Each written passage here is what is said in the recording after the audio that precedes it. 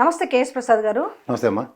SIT విచారణ హడావుడి అంతా చూస్తున్నారు. మాజీ ముఖ్యమంత్రి, తెలంగాణ తొలి ముఖ్యమంత్రి కేసీఆర్కి రేపు సిట్ విచారణకు రావాలని చేసి ఏం జరగబోతుందని మీరు ఎక్స్పెక్ట్ చేస్తున్నారు? దీని గురించి ఏం చెప్పగలుగుతారు? సిట్ వాళ్ళు కూర్చుని విచారిస్తారు. అవును, అదే వాళ్ళ కదా. విచారంతో విచారిస్తారా?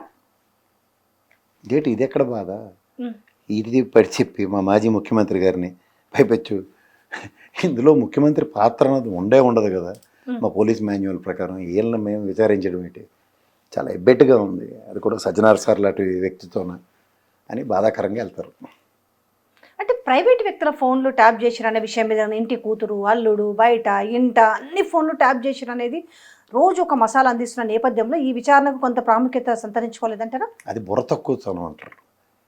పోలీస్ వాళ్ళు ప్రైవేట్ వ్యక్తులు ఫోన్లు ట్యాప్ చేశారు, ఎవరో ఒక మంత్రి చెప్పింది చేశారు, నెక్స్ట్ ముఖ్యమంత్రి గారు చెప్పింది చేశారని బయట చెప్పే హరికథలకేను ఒరిజినల్గా పోలీస్ డిపార్ట్మెంట్కి ఉన్న మాన్యువల్ ప్రకారం ఇంటెలిజెన్స్ ఎలా పనిచేస్తుంది అన్న దానికి చాలా డిఫరెన్స్ ఉంటుంది.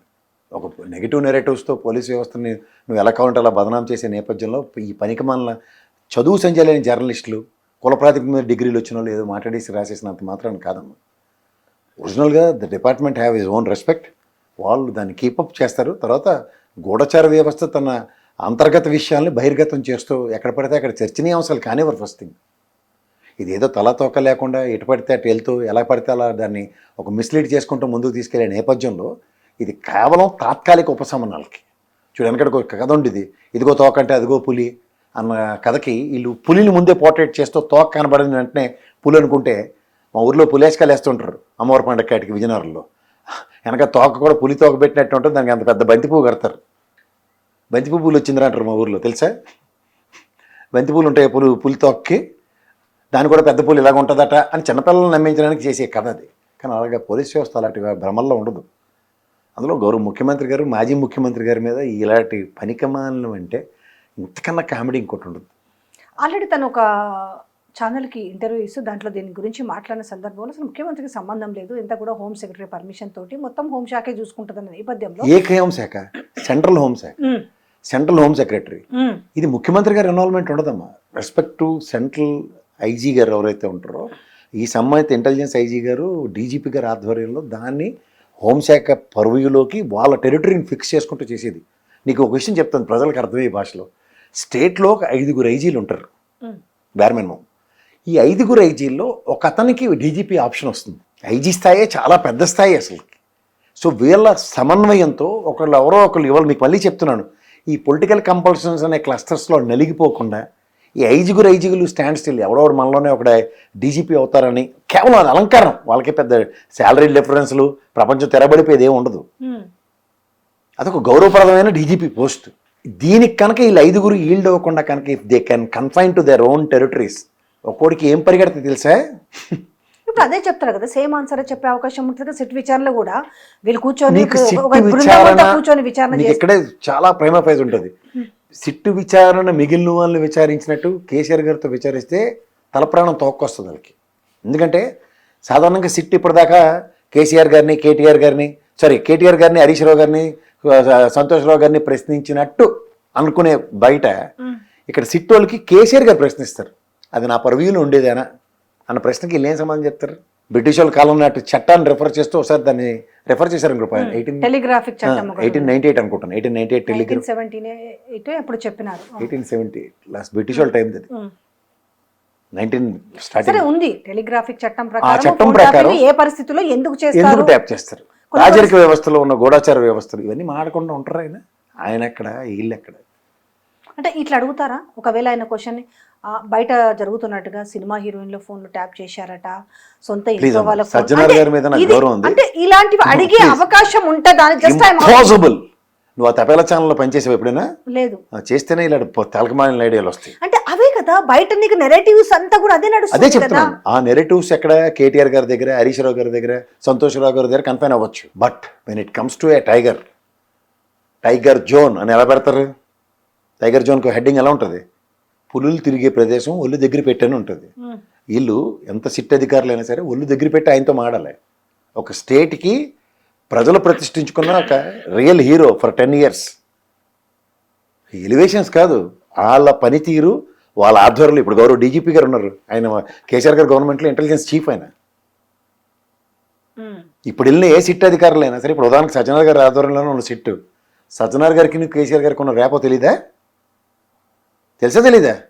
ఇక్కడ ఓఆర్ఆర్ చెక్ పోస్ట్ దగ్గర జరిగిన ఒక ఘాతుకానికి, ఒక ఆడపిల్ల మీద జరిగిన అఘాయిత్యానికి కేసీఆర్ గారి డైరెక్షన్ లేకుండా సజ్జనార్ గారు స్వతంత్ర ప్రతిపత్తిని ప్రదర్శించగలరా? ఏ ప్రాస్పెక్ట్లో ఆయన ప్రొటెక్షన్ ఇచ్చి ఉంటారు?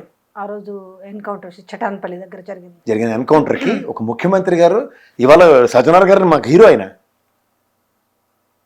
అలాంటి వ్యక్తి యొక్క దీనికి ఒక పోలీస్ కబంధ హస్తాల్లో ఒక నెరేటివ్స్ని బిల్డప్ చేసుకుంటే వెళ్ళి ఆయనతో మాట్లాడడం అంటే చిన్న విషయం ఉంటుందా?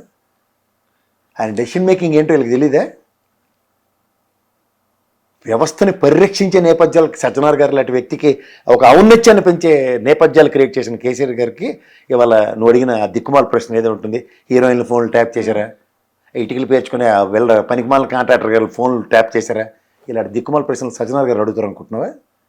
అడిగే అవకాశం ఆయన ఇస్తాడు అనుకుంటున్నావా? ఆస్కారం ఉంటుంది ఆయన దగ్గర? ఏమనుకుంటున్నారు? మరి గంటలు గంటల సేపు ఏం విచారిస్తారు ఎవరిని? జనరల్గా రేపు కూడా ఇప్పుడు మామూలుగా అయితే ఇప్పుడు ఏందమ్మా గంట ఆయన దగ్గర ఒక 5 నిమిషాలు కూర్చోమని నేను చాలు. చూడలేదా మొన్న విచారణకు పిలిచి కాళేశ్వరం తిరగబడిపోయింది, చచ్చిపోయారు అందరూ, మొత్తం కేసీఆర్ అబ్బదబ్బ జబ్బ 1,00,000 కోట్ల అవినీతి, నా వల్లకాడు నా వసిన పర్వతం సంవత్సరాల తరబడి నడిపించిన హరికథకి పట్టుమని 5 నిమిషాలు కూర్చోబెట్టుకోలేపారండి. గడగడగడగ లాడిపో. అదొక నిజం, ఒక నిప్పు. తెలంగాణలో కొన్ని ఉంటాయమ్మా. ఎవరో ఎందుకు ఇన్ని కబుర్లు చెప్పిన రేవంత్ రెడ్డి గారు ముఖ్యమంత్రి స్థానంలో మన కేసీఆర్ గారు సభకి వెళ్తే అసెంబ్లీకి ఎలా ప్రవర్తించాడు ఆయన చూసావా? ఆ వీడియో చాలే. అంటే గౌరవం ఎట్లా ఇవ్వాలో తెలుసు అన్నట్టు. గౌరవం ఏంటమ్మా?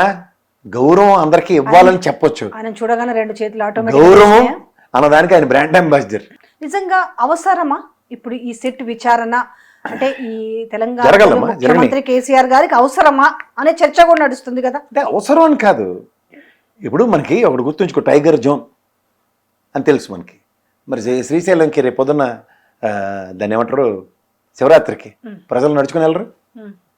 150 కిలోమీటర్లు 200 కిలోమీటర్లు పైచీలకి హైదరాబాద్ నుంచి పాదయాత్ర మీద వెళ్ళిన వాళ్ళు ఉన్నారా లేరా? ఏ టైగర్ జోను ప్రమాదం తెలీదా? అలాగే పోలీస్ వ్యవస్థకి పొలిటికల్ కంపల్షన్స్లో కొన్ని క్లస్టర్స్లో మునిగిపోయినప్పుడు ఆ పార్టీ మా మాజీ ముఖ్యమంత్రి గారు కదా కనీసం మమ్మల్ని అర్థం చేసుకోలేరా అన్న దగ్గర సాంతన పొందడానికి వెళ్ళొచ్చు.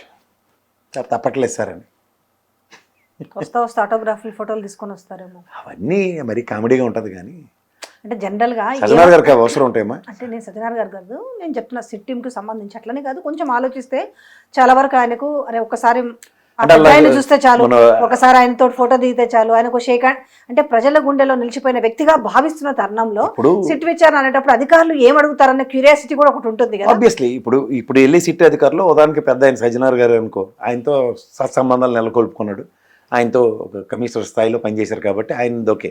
ఈ సిట్లో మిగిలిన బృందం ఉదాహరణకి ఎక్కడో కరీంనగర్లో పనిచేయచ్చు, లేదంటే అవతల మహబూబ్నగర్ పనిచేయచ్చు, ఇలాంటి వాళ్ళు అధికారులే ఉంటారు కదా. వాళ్ళు ఆయనకి ఓ రోజు కలిసే అవకాశం, వాళ్ళకు ఒక మంచి ఎక్స్పీరియన్స్ లాగా ఉంటుంది కదా చెప్పుకోవడానికి. ఇంకా ఫామ్ హౌస్లో పెడితే భలే ఉంటుందని అనుకుంటాను నేను. కానీ దాంట్లో రాసిన దాంట్లో వాళ్ళు ఏదైతే ఇచ్చారు కదా నోటీసు, దాంట్లో హైదరాబాద్ పరిసర ప్రాంతాల్లో అన్నారు కాబట్టి మరి ఎర్రవెల్లి నివాసం ఏం మరి నాకు దాన నాగేంద్ర నోటీస్ కొడుచు స్పీకర్ ఇచ్చిన నోటీస్కి ఏవో హరికథలు చెప్తుంది కదా అలాగా. అంటే టోటల్గా సరే ఓకే, ఇప్పటి వరకు 3 విచారించారు ఆల్రెడీ. అంతకుముందు ప్రభాకర్ రావు ఆల్రెడీ అరెస్ట్, తర్వాత బెయిల్ మీద విడుదలైనట్టున్నాడు. ఇలా జరుగుతున్న నేపథ్యంలో ఇంత లాగ్ చేసి ఏం సాధించాలనుకుంటుంది ప్రభుత్వం? అదేదో ఒక సినిమా ఉంటుందమ్మా, అమ్మాయి అయిపోయింది, అలా నాగార్జున సినిమా నువ్వు వస్తావు అనేది ఉంటుంది. అమ్మాయి అయిపోయింది అనుకుని లేచి సరికల్లా ఇంకోటి పెడతారు దాని కంటిన్యూషన్, అలాగ ఉంటుంది.